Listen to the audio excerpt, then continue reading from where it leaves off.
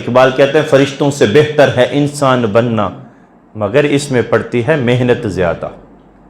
اور اقبال کہتے ہیں فرشتہ مجھ کو کہنے سے میری تحقیر ہوتی ہے، میں مسجد ملائک ہوں مجھے انسان رہنے دو.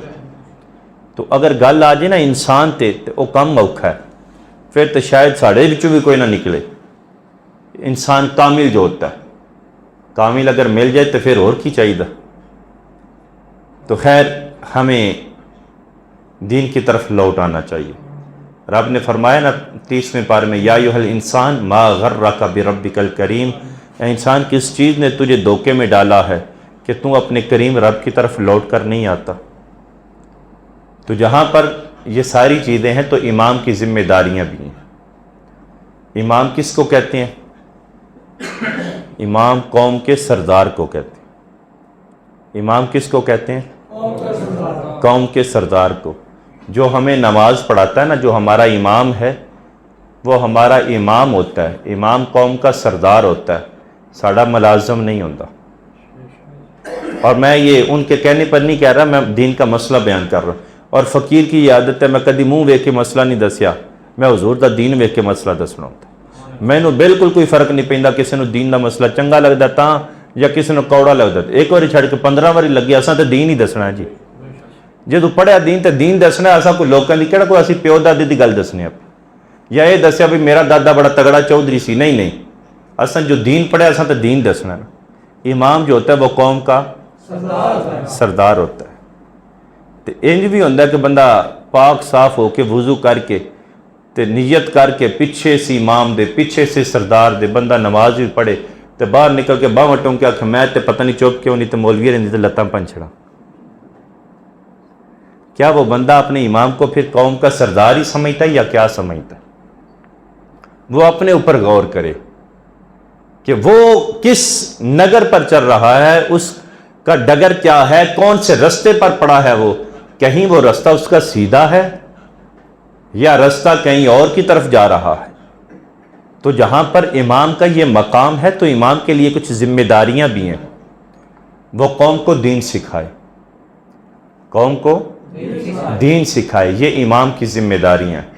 چونکہ حضور کا فرمان ہے کلکم راعٍ وکلکم مسئول عن رعیتہ، تم میں سے ہر کوئی جو نگہبان ہے اس سے اس کی رعایا کے بارے میں پوچھا جائے گا. گھر میں ابا جی سے اپنی اولاد کے بارے میں، گھر والوں کے بارے میں پوچھا جائے گا. امام سے مسجد کے نمازیوں کے بارے میں، اس کے مقتدیوں کے بارے میں، اس کے محلے والوں کے بارے میں پوچھا جائے گا امام سے. یہ نہیں ہے کہ مولوی صاحب اکھن جی میری تو ڈیوٹی میں نماز پڑھائی ٹھیک ہے اور میں گھر چلا. وہ شاعر نے کہا کہ ادھر ادھر کی بات نہ کر مجھے یہ بتا قافلہ کیوں لٹا. ادھر ادھر کی بات نہ کر مجھے یہ بتا قافلہ کیوں لٹا، مجھے رہزنوں کی خبر نہیں تیری رہبری کا سوال ہے. تو کس چیز کا رہبر ہے کہ تیرے ہوتے ہوئے پھر قافلہ لٹ گیا؟ جب قافلہ لٹ گیا تو رہبر کیسا ہے؟ تو اس لیے امام کے اوپر ذمہ داریاں بھی ہیں.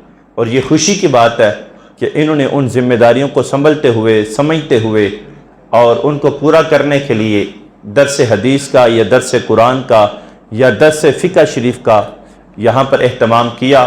اللہ پاک ان کو بھی اور ان کے رفقا جو اس میں کاوشیں کرتے ہیں سب کو اجر جزیل عطا فرمائے.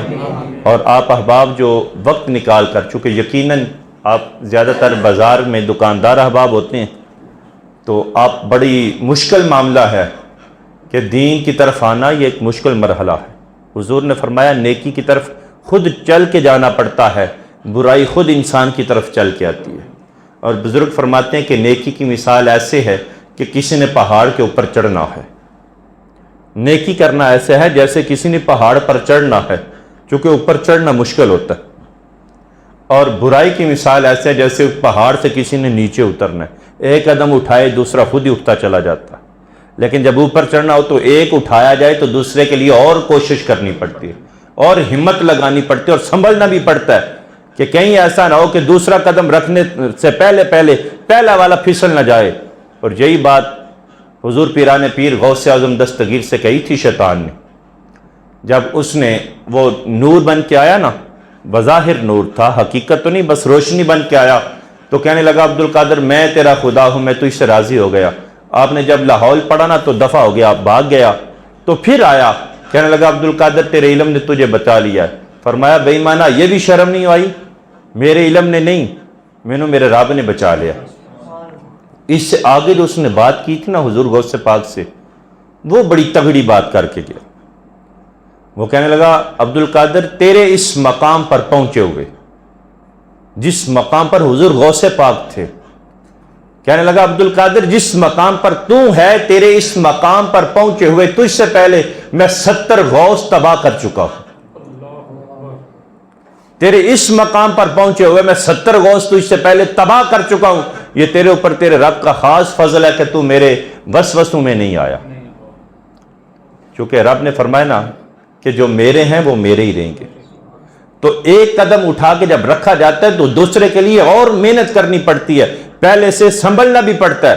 اے نہ ہوئے کہ ایک رکھ لوے تے چوڑا آ جائے، میں تے بڑا نیک ہو گیا، میرے ورگا تو معاشرے چور نیک ہی کو نہیں، میں تے حاجی بڑا پکا، میں تے صوفی بڑا، ہوں تو لوگ مینوں قاری صاحب بھی کہندے نے، لوگ مینوں حاجی صاحب کہندے نے، لوگ سمجھتے ہیں میں 5 وقت دا نمازی ہاں۔ کہیں وہ قدم اسے چوڑا نہ کر دے، ریاکاری کا معاملہ اس کے اندر نہ آ جائے۔